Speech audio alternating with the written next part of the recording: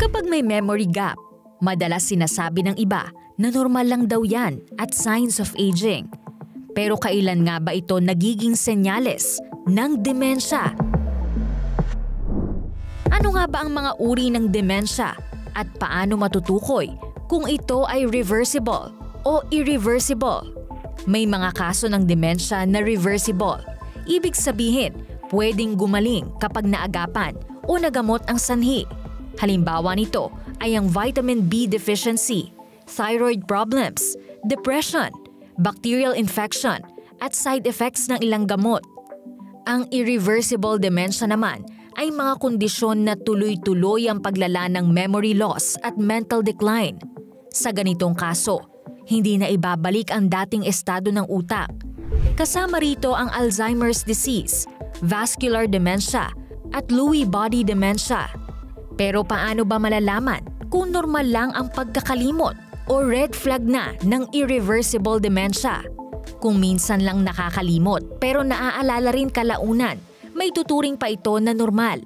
Halimbawa nito ay kung nakalimutan kung saan nilagay ang susi pero naalala rin naman makalipas ang ilang minuto. Pero red flag naman kung madalas nakakalimutan ang mga importanteng bagay tulad ng pangalan ng kamag-anak o lugar at nahihirapan na rin sa mga simpleng gawain gaya ng pagligo o pagsisipilyo. Maaring sintomas na ito ng demensya. Sa normal na pagtanda, may mga nakakalimutan man pero naiintindihan pa rin ang konsepto ng oras at natatandaan pa rin ang itsura ng mga lugar. Kapag may demensya, kadalasan nalilito na sa araw, taon o lugar kahit na ito ay pamilyar tulad ng sariling tahanan.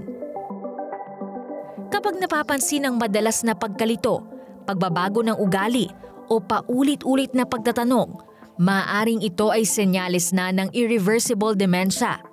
Dapat huwag itong ipagsawalang bahala at kumonsulta na agad sa doktor.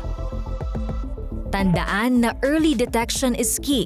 Sa tamang medical check-up, malalaman kung reversible ang sanhi o degenerative dementia na.